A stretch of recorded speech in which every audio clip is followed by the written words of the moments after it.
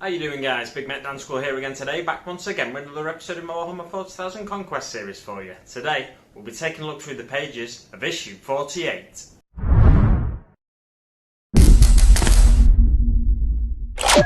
So, what do we get in issue 48? Well, we get 2 Space Marine bikes. Now, the Space Marine bikes from Games Workshop are £3. £3? That's wrong, you get 3 in the box. You get 3 in the box and it's £22.50. So it's £7.50 per bike, basically. Because we're only getting 2 in this issue, we have to break it down per bike. Which means this value, the value of this week's issue, is £15 compared to buying direct from Games Workshop. You could break it down a different way and say, well, 2 magazines are just under £16, £15.98, and 3 bikes are £22.50. So you could break it down per magazine if you wanted to, but it's, sorry, not per magazine, but you could spread the cost of 3 bikes over 2 magazines and work it out at 1.6 bikes per issue. But that's just overcomplicating it, right? Surely. So let's say this week's issue rather has a value of £15, giving you just under double the value. So you're saving around 40-45% there. Space Marine bikes, Forces of Chaos, stratagems in your games. So we're 48 issues in now. We're over halfway through the subscription of the magazine, and we're getting stratagem. What the flipping heck's a stratagem? For the first time, we're getting closer to that full Warhammer 40,000 rule set, which is really exciting. In order to use stratagems, you need command points, and it talks about that in this issue, which is fantastic. Onto the first page, we've got bikes, Space Marine bikes. So Space Marine bikes, and then it gives us, similar to with the Land Speeder that we got last week, it gives us ratings out of 10. So ratings for armour, speed and firepower. The armour rating is 3. It's quite low armour, it's like your standard Space Marine armour really. Speed of 9, it's one of your faster Space Marine vehicles. So they give it a 9. Interestingly though, I wonder how they'd compare Eldar jet bikes to that, because Eldar jet bikes would have to be a 10. They're one of the faster, they are like amongst the fastest skimmers in the game, definitely, and bike, light vehicles in the game. And there's planes as well which are faster, so giving a Space Marine bike a 9 out of 10 is I'd say it's a bit misleading. Unless you're comparing it just to Space Marine vehicles, in which case, yeah, give it a 9 out of 10. It's definitely one of the fastest Space Marine vehicles. But comparing it to other races vehicles and stuff, it's it's up there, but it's not quite in that final echelon. And then onto firepower as well, which is 3 out of 10, same as the armor rating. It's pretty much your standard Space Marine firepower times 2, because you've got 2 bolters mounted on the front of it. The crew is 1 Space Marine, armaments, twin bolt gun, like I said, supercharged engine, weight approximately 1 ton unladen. That's a heavy bike, that. But if you look at the width of the wheels and stuff, if you scale that up to real size, that's like twice as wide as a truck wheel or something ridiculous. And reinforced tyres, so you're not going to get a puncture. That's why the wheels are so wide. And then known patterns. So the build numbers, basically, patterns 1 to 12. Space Marine bike squads. So for Space Marine biker to be effective, his superhuman skill and mechanical speed must function as one. And then it goes on this page to talk about some of the specialist biker chapters of the Space Marine. So we've got White Scars, first of all. They are renowned bikers more than any other chapter. Some people would put the argument forward that the Raven Wing of the Dark Angels are as renowned. They're as renowned, but they're not an entire chapter going to war on bikes, which a lot of people, when they play White Scars, they'll want to use just bikers, because they're basically, it's like they're born in the saddle. The White Scars are very inspired by Mongolian history, and Mongolian warfare throughout history, if I'm not mistaken. So, because they've got that inspiration, Mongolians utilised horses, or these like pretty small horses, I think they were the Mongolians used, but they'd fire arrows from the saddle and stuff like that. So they are like almost born in the saddle, like I said, or like a Dothraki in Game of Thrones, if that's your bag. So Dark Angels also have the second company, the Raven Wing, which are the specialist bikers of the Dark Angels, and they also utilise land speeders, like I was getting at last week, I think, potentially, when I spoke about the Raven Guard. I always, when I go to speak about the Raven Guard, or I often speak about the Raven Wing, and when I go to speak about the Raven Wing, I often speak about the Raven Guard, so I get the two mixed up there. Or I mention one and then I forget about the other. But anyway, on to the next specialist biker, Space Wolves. So Space Wolves have these Swift Claw bikers. A lot of people prefer to field, if you're going to mount your Space Wolves, they prefer to field them on Thunder Wolves. You get extra attacks with Thunder Wolves and stuff like that. There's a little less firepower from Thunder Wolves because I think they only carry, the riders only carry bolt pistols and a close combat weapon. But the Space Wolves utilise Swift Claw riders. They're basically the young bloods, so similar to your Blood Claws, your Swift Claws, your Sky Claws. They're all like the younger Space Wolves that are a bit more adventurous, have a bit more of a need for speed. They run in packs of Swift Claws. And then on to the next page, we've got Forces of Chaos. It talks a little bit more detail about the demons, fallen night houses. More demons. Renegades was the first one it spoke about. So Renegades and Heretics, that's your Space Marine chapters, Fallen to Chaos. Your Fallen Night Houses, like I said, Demons of Chaos, and then Demon Primarchs as well. I'd lump them in with the Heretics, really. On the next page, it mentions a few more traitors of the Imperium and Fallen Imperium groups. So we've got the Traitor Guard, Traitor Knights, Traitor Titans, and the Dark Mechanicum. I mentioned in a video either last week or the week before about the Dark Mechanicum and how I get the feeling they're going to eventually produce them as a playable faction. They might lump them in with another faction like the Traitor Guard or something, and even that'd be exciting for me. If they lump them in at first when they first introduced them, Traitor Guard and Mechanicum working as one, and then if they wanted to expand on them, they could do so and have them as separate factions. On to the next page, we've got the Dark Imperium. Now this next 2 pages is a long fluff section talking about what happened when the Great Rift, or the Cicatrix Maledictum, opened up after the fall of Cadia. Cadia, there was these Necron pylons on Cadia, these Blackstone pylons, these Blackstone pylons, and they were what was holding back the forces of the Warp and the Eye of Terror and preventing it from expanding across the galaxy and chaos becoming reality and reality becoming chaos, merging together as one.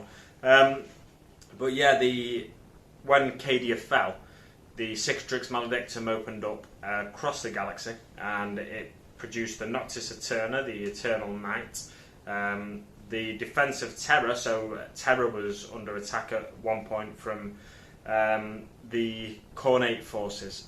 So the Chaos God Khorne sent a load of forces to attack the prize, the crown jewel of the Terran Empire, the Imperium. Terra itself, he wanted to claim that for his own and sort of get one step ahead of his brother gods or sister gods.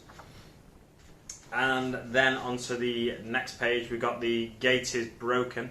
It talks in more detail about the fall of Cadia there and how the destruction of Cadia led to the Noctis Eterna, the Cicatrix Maledictum opening up. The Hour of the Damned. Although all communications were cut, distress calls were received. When travel was impossible, they arrived without warning. When all hope was lost, they strode forth out of the blackness, a legion of vengeance, a brotherhood of flame. The Legion of the Damned appeared on Baal, Armageddon, Antagonists, and hundreds more planets besides. So the Legion of the Damned, nobody in the Imperium really knows what they are, but they appear in times of great need for the Imperium. Some people suspect it's the psychic will of the Emperor. Some people expect it's just fallen Space Marines because they appear in power armour. They're like ghostly spectral forms in power armour with bolt guns, traditional armaments of Space Marines. But the thing is, they're ghostly spectral forms and they're on fire. They are aflame. So another time they've appeared was on the Phalanx, the Imperial Fists spacefaring fortress. I can't remember what you call it. It's basically a big asteroid that's had engines stuck on it, and it's the space fortress, space fort. I can't think of the right word. It's a massive moving space station of the Imperial Fists, and they Star Fortress. That's probably the right word, isn't it?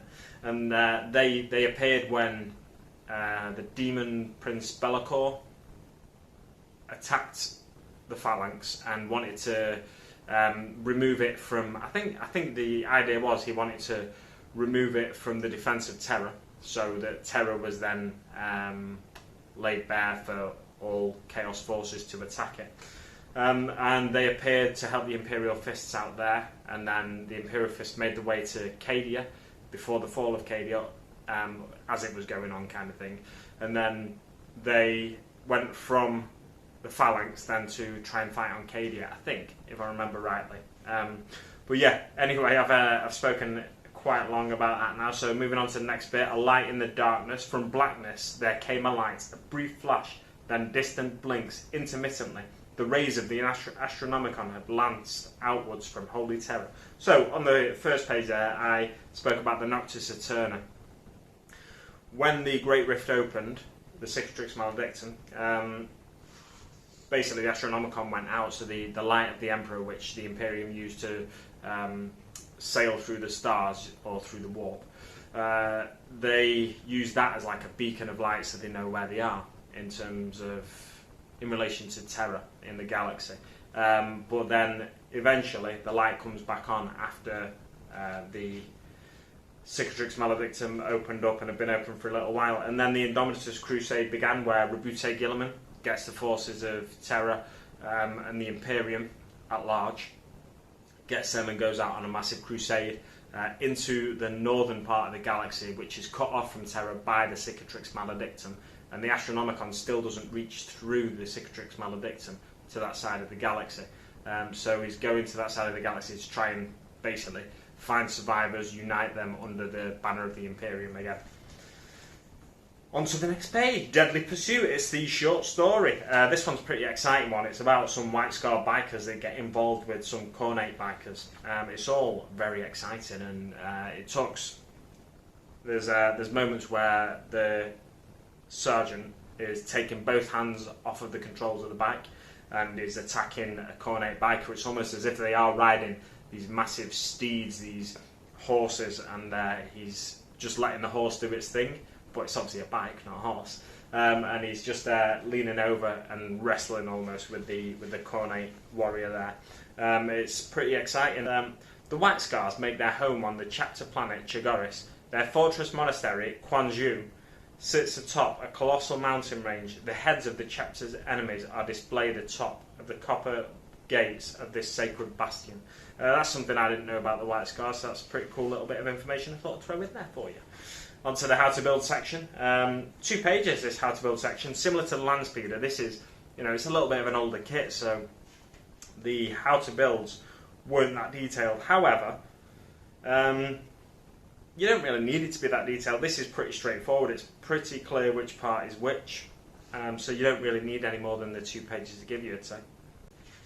And then it's onto the how to paint section. It's pretty standard, bog standard Ultramarines paint job that we've come to expect. Flicking through, there's nothing new really. They show you how to paint a sergeant's helmet on the final page there, where previously they've showed you how to paint various weapon options. And then onto stratagems. So this is a new tutorial, 27 stratagems. It talks about command points. It talks about how you get command points if you, or it talks about there are ways to get more command points, but for the time being, each side in the missions are going to have 3 command points. And then it gives you 3 stratagems which you can choose to use throughout the game. When you use one of these stratagems, you basically spend the amount of command points that are attached to the stratagem. So a command reroll is 1 command point. You spend that command point, then you're down to 2 command points remaining. And all a command reroll is you reroll a single dice. So if you really needed to make a shot or wound an opponent's model, and you fail to do so with your dice roll, you can use a command point to roll that dice again. There's a counter-offensive stratagem. This stratagem is used right after an enemy unit that has charged has fought. Select one of your own eligible units to fight with next. And then there's Insane Bravery, where you can automatically pass a single morale test. Both of them two, the Command Offensive and the Insane Bravery, are 2 command points. So you might want to use 3 different command rerolls, or if you use 1 command reroll, you can use one of the other 2. You can't use the other 2 in-game by themselves, as it stands anyway. We'll find more ways to gain more command points in coming issues, I'm sure. And then on to the next page. Hellish Highway. So the Death Guard are closing in. The Space Marines have launched their breakout. The Space Marines are in the city and they're trying to get out and break free, basically. That's the setup for the battle. And this comes with a new piece of 2D terrain, which I always get excited about. I don't know why I'm so excited. It's just because I've never really seen something like this before in association with Games Workshop. The Space Marines will break out and clear a route through the Death Guard's defensive positions. This means storming one of the many bridges over the river that splits Hellion in 2. Again, we're using 2 battle mats in this mission. You place the bridge between, as you'll see here, between the 2 battle mats. So there's an area that represents the river, basically, and it's a wide gap, so you can't get units across it apart from the land speeder. In this mission, anyway, it's only flying units that can go across it. The armies for the Death Guard are 2 units of 5 Plague Marines, 12 Poxwalkers, and a Foul Blightspawn. Space Marines, 2 Space Marine bikes, Land Speeder, and a Redemptor Dreadnought. So it's 3 sort of squads of vehicles there or 3 vehicle units there for the Space Marines. In the past, bikes weren't counted as vehicles. I don't know if they are now. I can tell you they'll have a keyword vehicle if they are. No, they don't have a keyword vehicle. So they're just biker and biker squad as a keyword.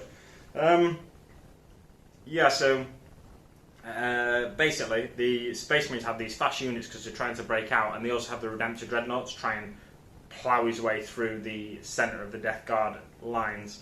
The Death Guard deployment zone is in the middle of one of the mats, and in order for the Space Marine player to win, they have to get one unit, a single unit, so it could be the Land Speeder, just zoom around the outside.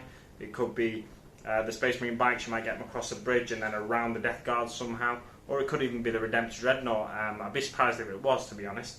This battle lasts 5 battle rounds, so he's got limited movement, the Redemptor Dreadnought. You want to use him really to sit back and just take out as many, or occupy the Death Guard units. So maybe not sit back, you could advance him in the first turn, take a few shots in the second turn, and then get him engaging with the Death Guard units in the third turn. To clear a path for your Space Marine bikes and your Land Speeder. That's what I do anyway. The deployment, like I said, the Death Guard deploy in the centre of one of the mats. The Space Marines come on from the opposite battle edge, and the Space Marine player takes the first turn. The Space Marine player is victorious if they escape with 1 unit. The Death Guard player is victorious if they manage to stop all Space Marine units from moving off the Death Guard board edge. On to the next page, we've got the Bike Squad. Again, I'll just run through this briefly, some key stats for you. So movement is 14 inches. Wounds, 2 wounds.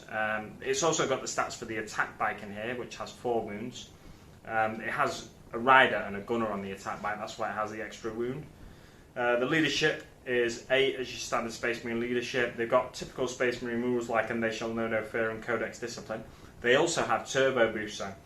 When this unit advances, add 6 inches to its move characteristic for that movement phase instead of rolling a dice. So that's good. If you want to advance, you get an automatic move of 20 inches rather than rolling the dice, and then you might only get an extra inch. So that'd be 15 inches. So you guarantee that 6 inches, which is fantastic. Weapon options is the twin bolt gun for the Space Marine bike. It's rapid fire 2, so it's 4 shots close range within 12 inches. And it's your typical bolt gun stats. And yeah, that's it. We get this lovely bridge. I'll just show you up here. It's a nice little bit of terrain, that. Onto the back page. What we're getting next week, we're getting 3 paints. 3 paints, like I said last week. So that's an okay value issue. You're looking at just over the price of the magazine there, because the prices of Games Workshop paints have recently, in the past couple of months, gone up. And then the following week we're getting... Ooh, I didn't notice that. It's 10 Chaos Cultists. When I first looked at this, I thought we were just getting 5 Cultists, and I was thinking, that's not very good. That's like £6 worth of miniatures. But yeah, I think that makes it £12 worth of miniatures, or £16 or something like that. I'd have to go on Games Workshop website and check it out. But yeah, that's our first non-Nurgle miniatures, really. But you can, of course, make them look as Nurgle-y as you want. So that's going to be interesting to add them to your forces. Your Death Guard forces is going to be huge by the end of it. Just the sheer numbers of cultists and poxwalkers. Yeah, let's. I wonder what we're going. That's the 50th issue. That. I wonder what we're going to get in issue 51. I'll leave it there for you now, guys. Thanks so much for watching, and I'll see you on the battlefield.